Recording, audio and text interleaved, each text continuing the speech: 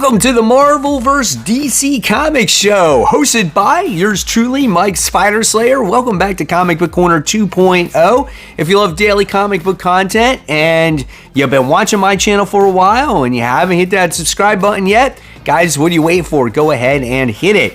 So this is the video series where on Mondays I cover all of the Marvel and DC comics that I read for the current comic book week, and then we do kind of like an average and see who winds up winning for the week. Now this week is going to be a wash because there was like literally only 3 DC comics that came out. One was a new #1 that I already talked about, and then there was 2 others that we'll discuss here today, and then there was a whole bunch of other Marvel books, so it doesn't match up well, so we're just not going to count the week. However, I will still give you like the GPA or the overall grade for what did come out. Also, upon this recording, which is actually Sunday when I do this recording, it is my 50th birthday, February 2nd. That's right, guys, as you get to see my 50th pin in my,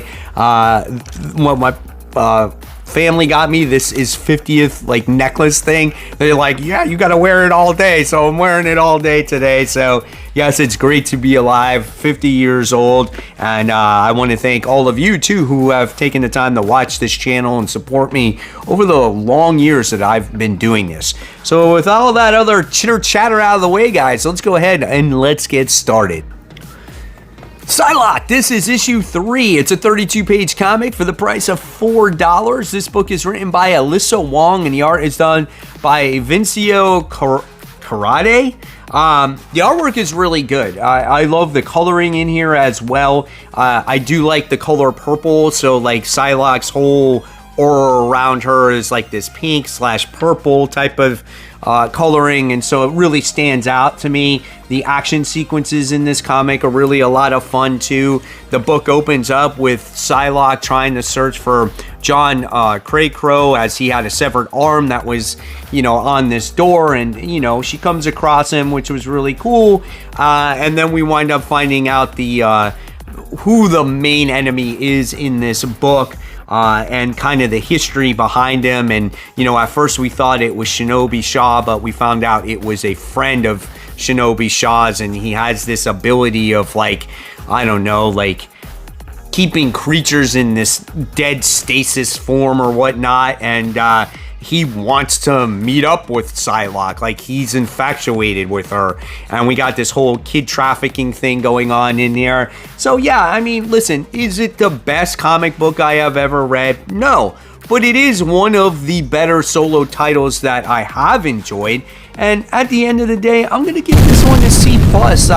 I've enjoyed it. It's better than what I thought it was going to be, because I just feel like not every mutant comic book out there deserves a solo series and can hold that series. So this is keeping my attention for now. The direction it goes, we'll see, but I'm gonna read it. X-Men issue 10. It's legacy numbering 310, 32 pages, $5. It's written by Jed McKay, and the art is done by Nitho Diaz. The artwork is actually really good. It does look like Ryan Stegman, but it's not. I think it's a great filler artist, or an artist that shares duties with Ryan Stegman. It's very similar. You wouldn't really know that there's a different artist on the comic book. Cyclops looks great. There's other characters in here, like the newest version of the Hellions, like Boom Boom is part of that group as well, which I thought was really cool. Yeah, so the artwork looks good. This story, I would say, is basically a standoff between Lindquist, which I think is the dude from X Factor, and Cyclops, right? And basically what's going on is Cyclops is saying, yeah, go ahead and kill me, but, I'm going to have my Hellions go out there and just destroy all your outposts, the government, everything else, and, they're going to be wishing that they never hated the mutants and all this different stuff like that. And he's basically playing Russian roulette with this guy. And at the end of the day, it's like, basically Lundquist is like, all right, well, I'll give up, but this is not the last of it, right? So throughout the issue, you just wind up getting to see the Hellions just take out all these different outposts all over the city. And it made for some decent tension in there. I felt like the Hellions were kind of out of place. It's like Where did they come from? You know what I'm saying? It's just like, hey, let's put together random characters and let's make them the new Hellion. So, you know, it is what it is. And then I think there's some foreshadowing going on here, maybe indicating that Cyclops could die, Jean Grey getting pissed off, and Quentin Quire being the one that has to stop the Phoenix from going, like completely batshit crazy. There is some foreshadowing here, I think. So, I don't know. We'll see. But for me, this book was fine. It's good. It's a C+ book. It's not something that's very memorable. I think the X-Men is okay. I don't think it's anything great or grand or different. It's one of these series where it's like, okay, if you like X-Men, you're going to want to buy this one because it has, you know, the team. It doesn't have kids running around. It doesn't have like other characters that you don't want to see. It's like these are characters that you want to see. Where Uncanny X-Men, it focuses around, you know, the New Mutant kids. You know, you got the other X-Men book with Kitty Pryde and their New Mutant kids over there. So yeah, I mean, listen, I think this one might be the best one if you're just looking for your everyday Joe Schmo mutants. And where the story goes, I don't know, man. Will Cyclops die? We'll see. Spider-Boy. This is issue 15, 32 pages for the price of $5. Written by Dan Slott. Paco Mandina does the artwork. This book has a huge cast of characters in there as they've been dealing with this tournament that they've been, you know, fighting in, and Daredevil constantly saying, hey, this is for the fate of the world. We got to win it. And like, his Spider-Boy is like homesick. He wants to go home. He's like, I want this to end, you know, which is kind of funny. So we get to see that tournament continue, which I'm not going to lie, I'm kind of over that whole thing. There is some fighting in there, but the fighting, you know, I would say for an older male is very like a little bit lackluster, but I get it at the same time because I would say this is an all ages comic book. We learn a little bit more about the Funhouse character on how she acquired the Spider-Boy powers. And then this book does go back home a little bit and explores some of the things that is going on with Bailey's mom and her friend, his friend Christine. And we get this big thing going on with that Spider Kid, that alternate version of Spider-Boy. And I thought that made for an interesting part of the story. But when we get to the finals of this tournament, we wind up getting to see an unfortunate thing happen, and then the issue just kind of ends. For me, as much as I love Spider-Boy, for me this book this week was just average. It was C. Because I just feel like now for the past couple of issues, it's been pretty much the same thing with, hey, it's Spider-Boy, it's Daredevil, let's fight, let's go on to the next contestant, let's fight. And the fights are not very entertaining or intriguing. The thing that I find intriguing is learning about the Funhouse character and the mom and that stuff. And so hopefully this ends soon so we can get back home and then it continues to really develop the character more. West Coast Avengers, this is issue 3, 28 pages for the price of $4. This one is written by Jerry Duggan, who wrote the previous Iron Man series. Kind of continues a little bit off of that, and the art is done by Danny Kim. The artwork is good in this book, but I feel like it could be a little bit better. Sometimes when it comes to like the coloring or maybe certain characters' description and their faces, it seems a little bit off. I'm going to showcase one page right here. So here I would love a little bit more attention to detail, especially when it comes to characters, again, that have a lot of like armor attached to them. That's always like my thing. Like I like it to be super shiny and detailed. And here we got some very pretty characters, and I feel like it lacks that fine detail. However, the art is still good. I enjoy it. I like seeing all the characters in action in this comic, and the facial expressions look really good. So especially that one right there from Spider-Woman, awesome. So in this comic, we're starting to get to like the meat and potatoes of the story right here, and I would love to see more War Machine myself. when it comes to this story, we always found out that, Ultron was a bad guy, right? And we find that the Avengers are trying to reform Ultron. Well, in the beginning, it's like Ultron was like disappeared and was like casted out on Earth or whatnot. And then what happens is it self-produced into multiple Ultrons. And then they became in a self-aware group of like, what are we going to do with ourselves? And they all came up with their own purpose. The Ultron that's part of the West Coast Avengers is like, I'm going to team up with our greatest enemy, the Avengers, and I'm going to be good. And then you end up seeing this other Ultron, the one with the wings, sits there and goes, oh, I'm going to do something for mankind that's going to be great. And so now we find these two at odds against each other because the one Ultron with the angel wings believes that he's saving mankind, making different people, and he's created this own religion. Now, he doesn't want violence, but if there's going to be violence, if things are provoked, then there's going to be fighting. And we get to see the tension and the struggles between, Ultron 1 or Ultron, the religious Ultron people, and then the West Coast Avengers people, which is quite interesting here. So I thought this was a good story. I'm curious to see where it goes. You wind up getting to see the religious Ultron, when his people do violence, what happens to them, the consequences of that. So this led me to really dive deeper into this story to like, oh yeah, I'm going to continue this. And at the end of it, you're kind of showcase another group of, another team that you might be familiar with that you haven't seen in a while. So for me, this one was really good. I'm going to give this one a B. It was an interesting read, and I'm looking forward to seeing more. Moon Knight, Fist of Khonshu. This is issue 4, legacy numbering 244. 28 pages, $4, written by Jed MacKay. The art is done by Dave Prermanek. I think the artwork is different in the series. However, it's still pretty decent. I do love all of the character interactions in this comic book, whether it's with the cop or with the new villain in this by the name of Achilles Fairchild. Just really, really great stuff in this comic book. And the big thing is just Moon Knight having discussions with himself, whether it's with Jake Lockley and Stephen Grant.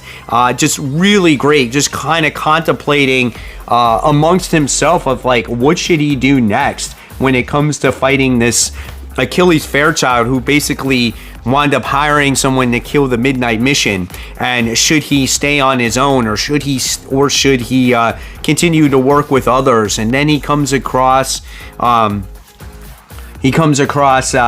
bunch of vermin because they're hid under the streets, where Moon Knight is hiding and everything else. And then he kind of has this epiphany to call Fairchild and say, hey, I know you like boxing, so why don't you and me go at it? And he's like, all right, fine, let's go. Let's do this. Mano a mano, showdown. Whoever wins gets the territory. This book is freaking badass, dude. I love Moon Knight. I think it's so great. I love the way Jed MacKay writes the character. He really, truly gets it. This one gets a solid A for me. I would have loved a little bit better artwork in there, but nevertheless, it still was a really great book, and I highly recommend this one. So one of my favorite books besides Moon Knight is Deadpool. This is issue 10. It's been a great story so far. We had the death of Deadpool, and Ellie, his daughter, had to avenge his death. This is legacy numbering 345, 32 pages for the price of $4. It's written by Cody Ziegler. The art is done by Rose Antonio. The artwork is fine in this book. I feel like maybe at times it could lack a little bit of detail, but it's a little bit maybe too cartoony, especially when it comes to Deadpool himself. But when the characters get in their costumes, they look great. The colors are bright and vibrant. Has a great cast of characters in here. Taskmaster, Dog. It's got the princess, the symbiote dog, right? It's just got a lot of fun elements to this comic. Now, I said earlier that Deadpool did die, and Ellie spent a lot of the previous story arc trying to bring him back to life, and she did. And it's great to see these two work together again, but it came at a cost. Their healing factor is very slow now. It's like half the speed as it was, what it once was, for her and for him. And now it's Taskmaster's job to train these two to fight more smart, right? Don't go into the battle head first, just relying on your healing factor, because there's no more growing your legs or your arms or any limb. You know, you could die at any moment. Seeing that aspect of the book was really cool. Now, when it comes to the corporation for them, right, they don't have any money. There's no means of survival for them. They're going to be out on the streets. So now they have to take jobs that maybe they wouldn't normally do. And that has a high risk involved. And Deadpool has a heart-to-heart with Ellie and says, listen, there's certain parts of me that you might not want to, that you're not going to like. And Ellie's just like, no matter what, I'm with you, Dad. So she has to go, they have to go out. They're going out on the mission for the first time, and they find out who the target actually is. And I've been talking about this crossover for a long time because Cody Ziegler writes both titles. That's Miles Morales and this one. And the target is Miles Morales. And you're just like, oh, shit. So now we're going to see what happens, how this story continues. This is a great story. I love it. A+ in my eyes, guys. I definitely recommend Deadpool issue 10. I want to know in the comments below if you guys are reading it. DC Power! Rise of the Power Company. This is issue 1. One of like maybe 3 DC comic books that came out. This book is an anthology comic book. It's 48 pages for the price of $6. It has like 4 different stories in here. It's written by Brandon Thomas, John Jennings, Vita Ayala, and Zipporah Smith. Now, there's a lot of different cast of characters in this comic book, and there's a couple of stories in here that I couldn't really connect to all that much because I just not really familiar with the characters, but there was the very first story in here where we get to see how everything was connected to like absolute power. And god dang, I forgot the character's name. Who is it? Is it Josiah Power? And his power has gone insane. So in order for him to contain his power or to not radiate the earth, he has to get in touch with like steel, and he has to go like transport to Mars, and so the radiation doesn't go everywhere. I thought that was awesome. And you get to see like him mourn over his son, I think, as his son passed away. It was a really interesting story. That one was very heartfelt. I like that one. Then you had the new, I think, Shazam, which is Malik White, who was struggling to get his Shazam powers back, and he had a visit from Vixen, which I thought was kind of interesting. But my favorite story in here was where Cyborg and Jojo Mullins come together and they go on a Justice League mission to go rescue some crew members, and they are actually confronted by, I think it was Despero, I think his name is, who's like the mind control guy, like the Mysterio of the DC world. And he puts all these thoughts in his heads, and they start seeing things, and it's kind of like this a little bit of horrific type of feel. And it was very interesting story, but the dynamic between those two characters were a lot of fun, and I love that. And I would love to see like future stories of them actually work together. And then we got a story with Jace Fox Batman and then Duke Thomas as Signal in there. That one wasn't too much of a fun story for me. It was a lot of talking head stuff, and then there was the continuation of it at the end. So I thought there was like three good solid stories in that book that I really enjoyed. Now, whether they do something with that going forward is still yet to be determined, but I do like how it was in continuity and it was part of the DC universe here. So yeah, at the end of the day, I'm going to give this one a B-. 3 out of the 5 stories I really enjoyed. Not bad. I'm happy I decided to read it. Green Lantern. This is issue 19, legacy numbering 586. This book is written by Jeremy Adams, and the art is done by Auclair Albert. Now, the artwork in this series is a little weird. the facial expressions are always like wonky in here, right? I don't know what to expect, but like the overall artwork is okay. Like when it comes to the creatures and stuff, but just the facial expressions are just like, they're uncomfortable. Like, look at Carol Ferris here, right? It's like, what is that facial expression? I don't know, man. It's just kind of weird. Like, Superman does look like real young in there. And then you got some weird facial expression by Wonder Woman. Like, I don't know. The body language of the characters is just off. We do get introduced to some other characters by the name of Odyssey, who is the Time Bandit. We get introduced to John Connor. Connor Kent in this book, and he ends up like, this is how he comes out. It's kind of awkward, you know what I'm saying? But the overall story of the book is pretty interesting, as we wind up getting to see our Lanterns trying to come to grips of the Sorrow Lantern, how they could be possibly building a new power battery. The spectrum's all over the place because only the green spectrum right now is in play. And the other stuff in here is since they have very little core members, they have to recruit other people in their ranks to help them with their mission. Great to see Carol Ferris in this book having a relationship with Hal Jordan, and it was a fun book. And then there's a new, like, which looks like a new core entering the mix as well, which I was quite intrigued by as well. So, and the main bad guy right now looks like his name is Starbreaker, and yeah, it was a great book. I don't think it was perfect, but I still really like it, and I'm gonna give this one an A-. Green Lantern is just a fun book. There's always moving pieces to it to make you go, oh my God, I can't wait to see what happens in the next issue. So I definitely would recommend Green Lantern issue 19.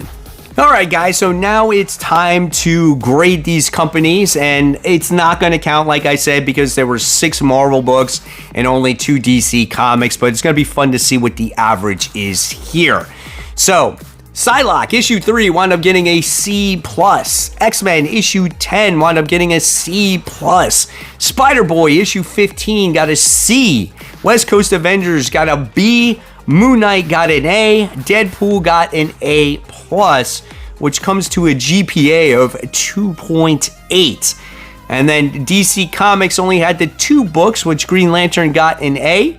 And DC Power Rise of the Power Company got a B-, which comes to a GPA of 3.5. So in very many ways, DC would win again, but I'm not going to count it like I said. So, hopefully you guys enjoyed this episode. DC is still in control, 3-0. Let me know your thoughts in the comments below. And as always, guys, I'm going to leave you more content right here for you to click on. Remember, support the local comic shops. Keep buying, keep collecting. But always remember, read your comics so we can have great comic conversation. Guys, thank you so much for watching, and I'll see you real soon. Take care. Bye.